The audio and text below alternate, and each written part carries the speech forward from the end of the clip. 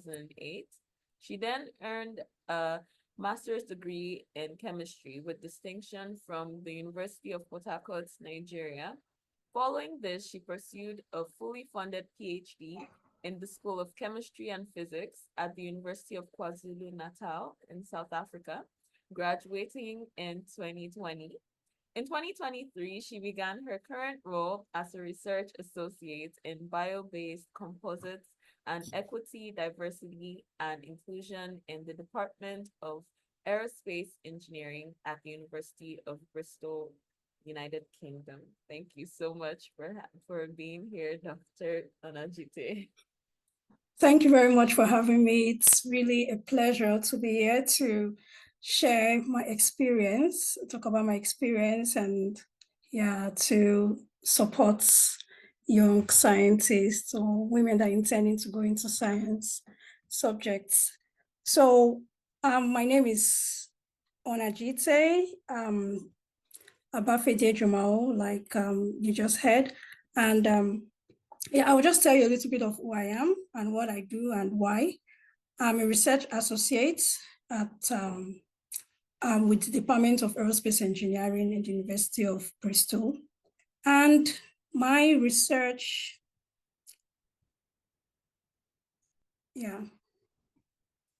So as a research associate, my main role is to perform experimental work, and then in the area of bio-based composites, and I communicate the outcome of my research in form of writing publications and sharing these outcomes also in conferences, symposiums, and other research meetings. And also a part of my work involves equity, diversity, and inclusion to improve the experiences of Black staff and students in STEM in the university, particularly in the Department of Engineering. So we do a lot of outreach to local schools around Bristol, and also try to communicate the experiences of Black engineer students to the administration of the university. And I also do a little part of supervision. I don't take too much of that because it's not really part of my main duties. So I supervise maybe 1 or 2 students per term, and also do some part of lecturing as well, just maybe like 10% of lecturing. My research is funded by the Engineering and Physical Science Research Council, is EPSRC, and the main PI of this research happens to be my present mentor in this field. So I could say along the line, you get to know how mentorship has helped me so far, and both formal and informal in the course of my job. And so, still a little bit of what I do. The picture displayed, if you look at it closely, it's mainly made of plastics, thermoplastics, and most of it have been built up as in form of composites comprising of different materials, but mainly plastic materials, and we use them in our everyday life. So usually these thermoplastics, surprisingly, most people don't know that you can source them from plant materials, or plant materials, and even in mushrooms and so many other naturally derived polymers. So cellulose itself, which my research actually focuses on, is one of the most abundant biopolymer. It's found in almost every plant material, in about 45% of the components of the plants. And but basically, or what we've been used to, is sourcing plastics like polyethylene, polypropylene, and other main source of these plastics from crude oil, which is not really sustainable. So my role is actually to source them from plants, process them, modify them into forms where they can be suitable, even is suitable for use as plastics that we can obtain commercially, and also in form of different other forms of composites. A composite when you put two or more materials together, but basically we try to replace crude oil, sourced plastics with cellulose and the derivatives of cellulose. So yeah, and I would like to take you back to where all of this idea came from and why I decided to go into all of this, my STEM journey. It started back in Nigeria. I was born and raised, in Nigeria, and Niger Delta, to be more specific. And it was a good place to grow up in, but basically it was really, really being affected with all the oil exploration activity in the area. So it was really very polluted with plastics all over the place. And of course, the burning of fossil fuel, which is really a major contributor to global warming, it was really, really something that was not so great at that time. You find a lot of water pollution if you live close to the coastal region, maybe the area of Bayelsa and those other places that I was privileged to visit during my time in Nigeria. You realize that the oil spillage had disastrous effects on the land and the seas in those areas that were heavily explored for crude oil. And so, the resource is not sustainable. It causes a lot of environmental hazards, which you can't say they're sustainable. We have to find a way to get them better. And so this was actually the drive and the reason for my decision. So like I said, I was born in Nigeria, at my secondary school and university in Nigeria before I moved out of the country later on. So I was born into a family of 8 children. I was the sixth, and we're not really rich. We're just like, getting by on, we're just one of those average families. But even as at that time, I wanted to make a difference to all the things I was seeing around me that wasn't so great. Like my father made an effort to make sure we went to good schools. I had to travel really far every day to get to school, even in the primary stage.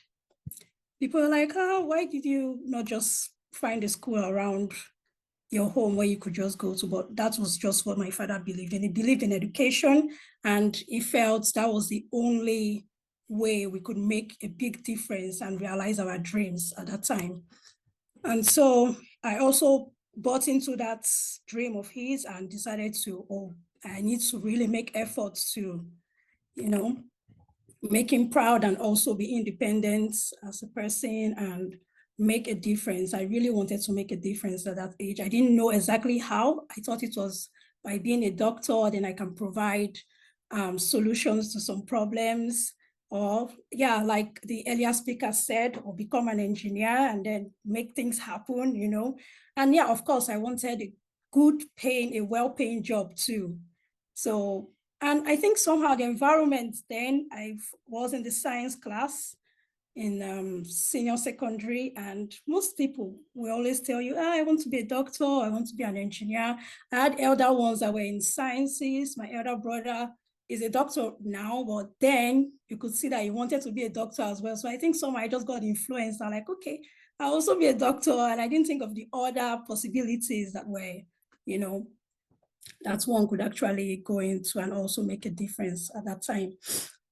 So the time for decision came to be a doctor or be an engineer. We took the normal JAMB exam, and I really wanted to be a doctor. Unfortunately, then I thought I was admitted to study chemistry.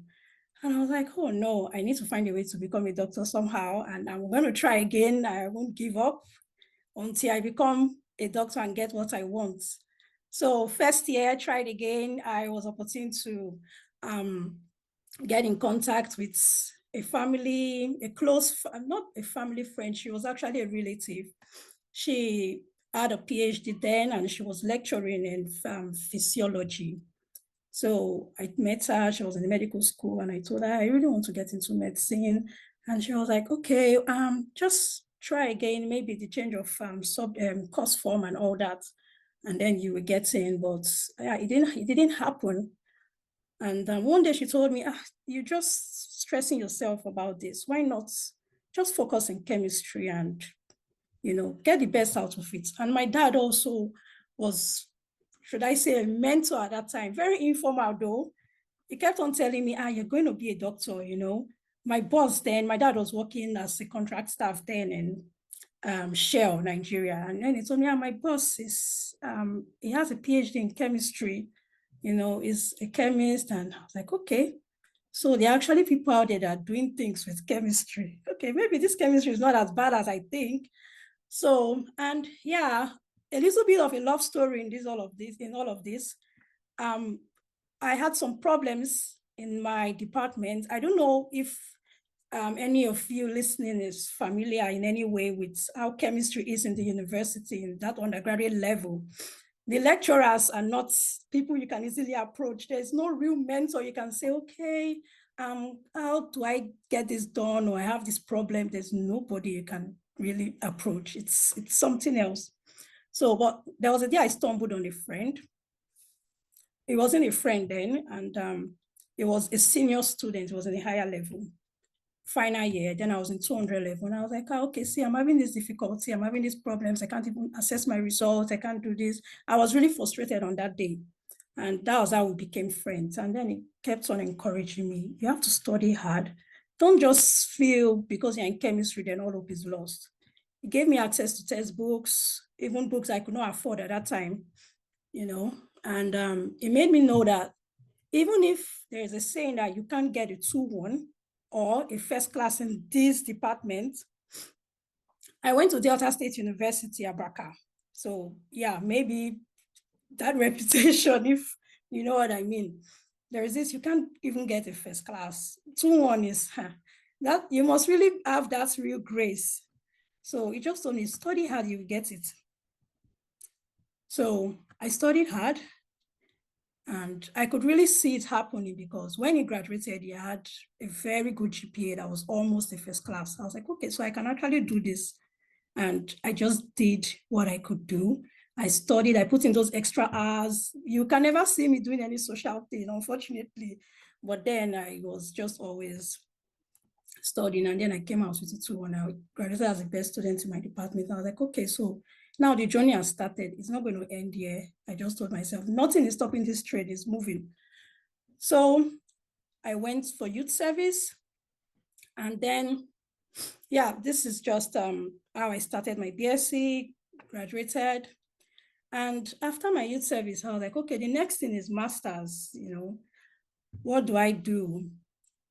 I needed to apply and then get into, continue the journey.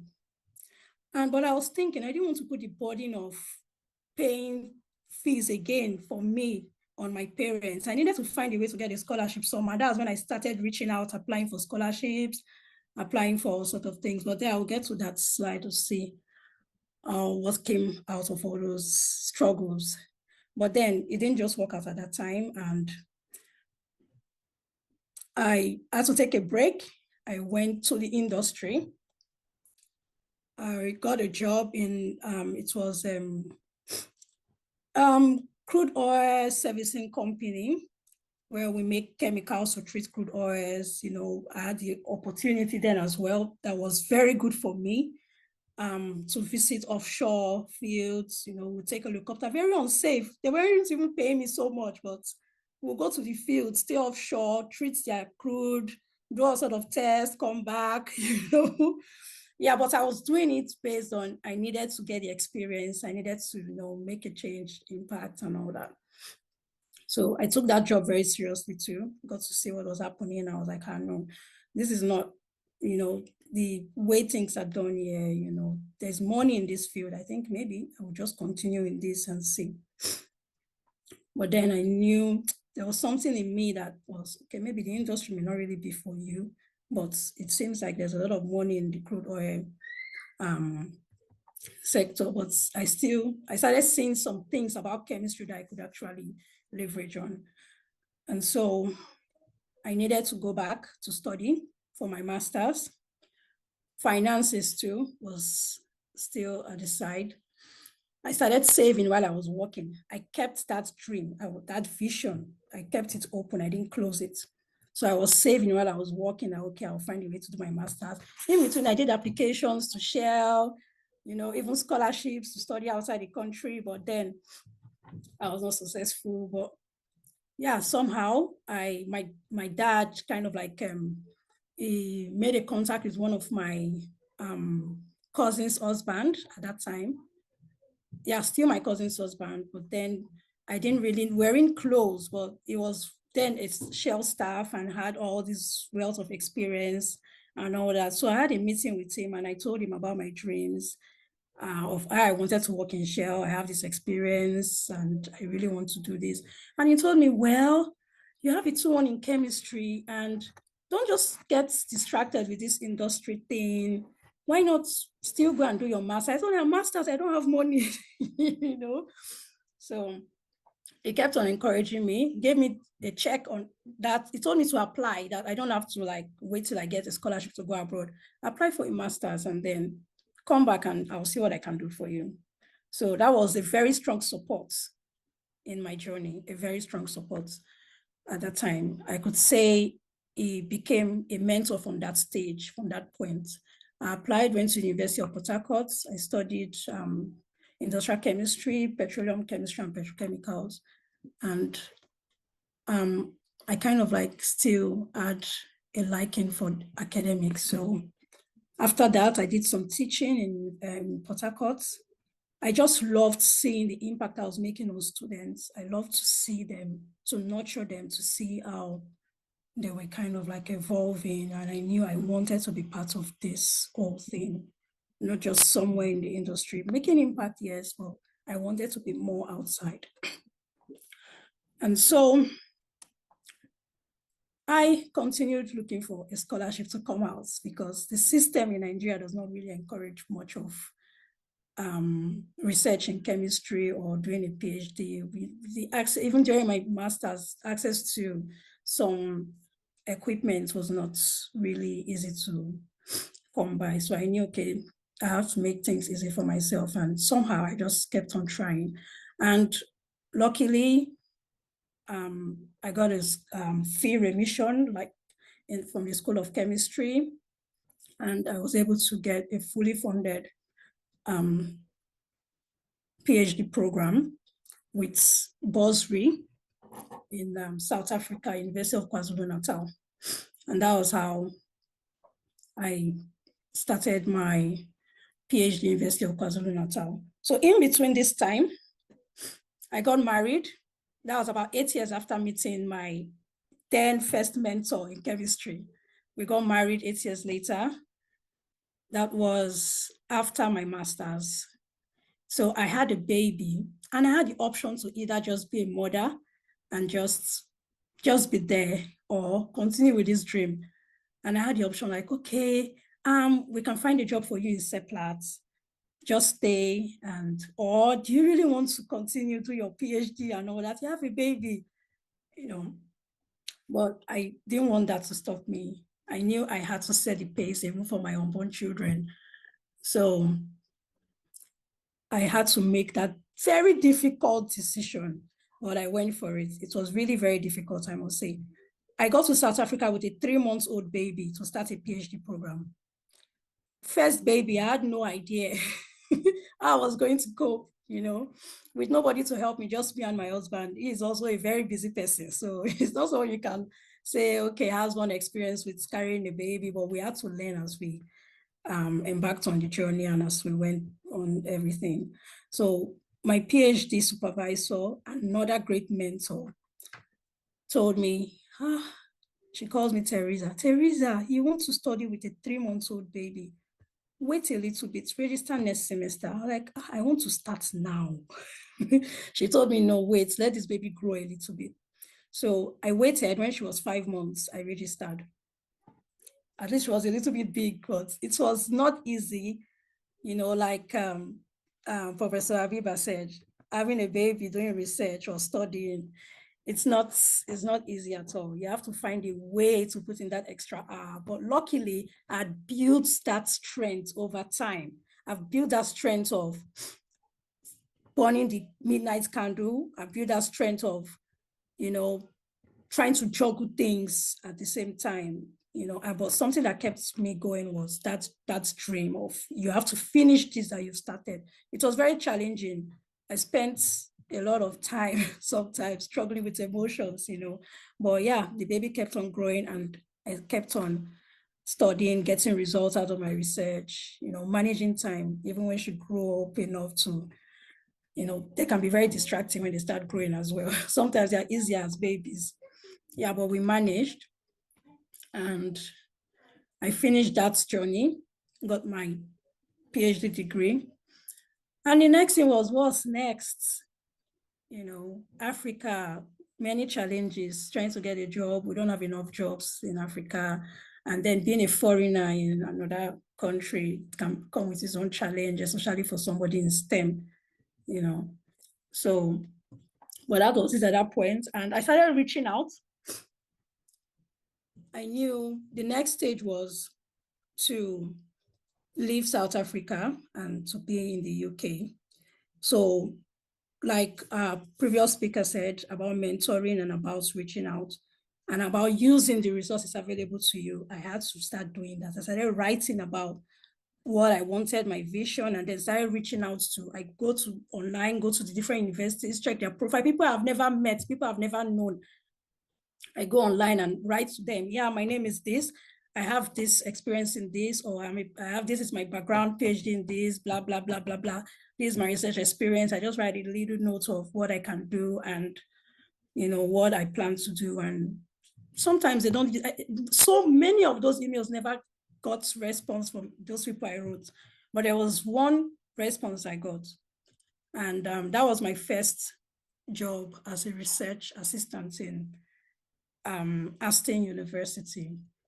I got a response surprisingly, and the person told me, why not put up a proposal and then we can see what we can do together. I was like, oh, okay, did I really get his response? So sometimes you just have to keep trying, even if nothing is coming back, just keep trying, just put yourself out there, reach out to people you've never met, write to them. Don't be discouraged if you don't get anything back, but you will never know if you get anything back if you do not try. That is just it. So I tried to put up a proposal and I got everything packaged and sent. I was like, okay, so this is what I have.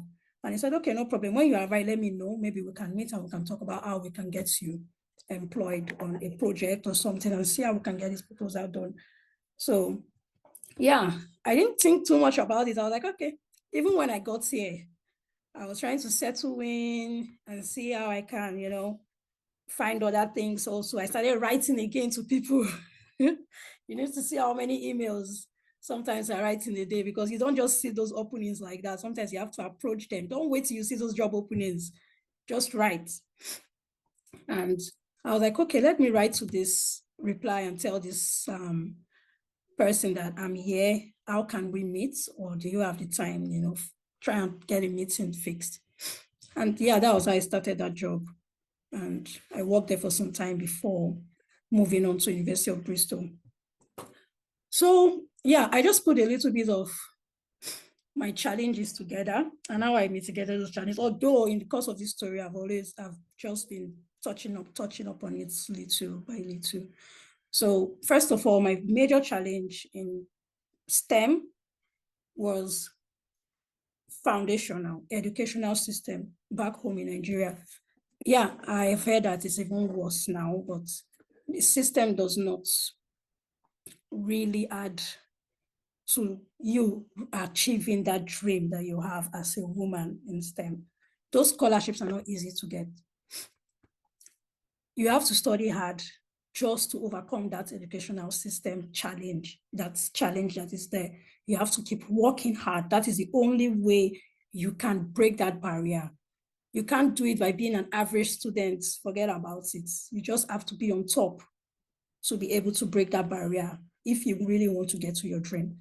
And then finance. Yeah, I was not born with a silver spoon. I had siblings that also went to school.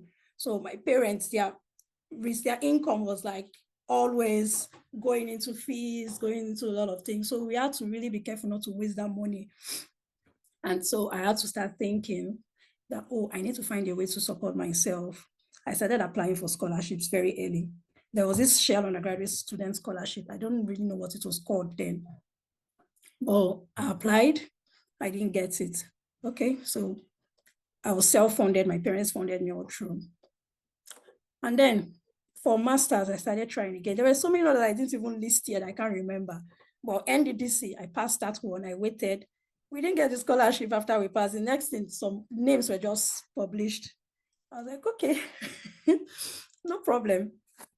Then even when I got to South Africa as at the PhD level, I had applied for OWSD and also a lot of other grants for funding for master's degree outside the country that I applied for that I didn't get. You know, there was sometimes the application, you have to spend money, you have to pay DHL to post things, you have to, you know, pay application fees to some of those master's programs you apply, because you have to first of all apply and get a school. But then those were investments that you just have to do, whether the outcome becomes positive or not. You don't have to limit yourself. Any little thing you can do to make money, maybe get a side job, save that money. Don't spend it on irrelevant things if you have a dream, and then use it for positive things. When you buy data for your mobile phone, go online and search for positive things that can make you realize or achieve that dream of yours. So that was it. And then health also, it wasn't really easy for me. So much stress during my PhD. I took ill at the time. And it was even towards the end of my program, and I had to go on. I had to defer my program for a whole semester because of that. But I didn't let that stop me. As soon as I got a little bit better, why during that deferment and everything, I started writing my thesis up just to make sure I don't, you know, waste that time. So yeah, health could be a challenge. We're all humans. We don't operate with electricity or battery, we're not robots. So things can come up every time, but don't let it put you back. Don't let it define you. You know, just keep on pushing. Know when to stop, know when to rest, know when to continue. You have to prioritize your health because, yeah, however, if you publish 1,000 papers, when you die, those papers will just be there gathering, you know, but then you will not be there. So you have to find a way to prioritize your health. And then family, juggling, life, work, everything. It wasn't very easy. I had to work long hours to be able to manage that. So I can have some family time, so I can go home and then make dinner or make breakfast. Sometimes you have to wake up. It's normal with every woman. You have to wake up earlier than everybody to make breakfast, so you can just go there and do your thing when it's time for you to go out there. So I just found a way to focus my energy where the real impact was, which I had to find a way to balance. And those are things you have to kind of like realize for yourself. You know what works best for you. You can't go by somebody else's story, but this is just my own personal story on how it affected me, on how I managed it along the line. Because yeah, doing research, you have to read, you have to write. Sometimes you can't do it when everybody's awake. So you just find a way that the best way that works for you. And so, yeah, just some short notes of advice on how you can maybe realize that dream you have of making a good impact in your STEM field or career. You have to first of all believe in yourself, know that you can do it. Even when the system tells you you can't, know that you can do it. And then take pride in doing things well. Don't cut corners. Don't find the shortest way to getting results. Don't look for somebody to write thesis for you or someone to do assignments for you. You won't learn from it. Focus more on learning than on succeeding. That is just it. Appreciate the process. Whether you don't get it right, it doesn't mean you failed. It only means that you're getting better because you've given yourself another opportunity to try again. That is just what it means. And do not let your circumstance define your principles. Whether you don't have money, don't let that present circumstance, whether you are ill, whatever it is, don't let it define your principle. That principle must be intact, that vision, whatever it is, don't let it define it. And another thing is, you must know that mistakes are proof that you are trying. Don't be ashamed and don't be scared of making mistakes. It can be very scary, you know, it can be very scary trying to step out of your comfort zone, but that is the only way you can know what is out there. Reach out to those people that you can make impact, you know, don't be scared of making mistakes. Our very survival depends on our ability to stay awake, to adjust to new ideas, to remain vigilant, and to face the challenge of change. It's a quote from Martin Luther King. Oh, yeah, I found it very helpful. And I hope you find it too. So take one step in the direction of your dreams and watch the universe perform miracles to help you. You can't do it on your own. That's just the truth. Things work out for you when you position yourself for that thing to happen. The universe will work miracles for you anyhow. So thank you very much once again for the opportunity.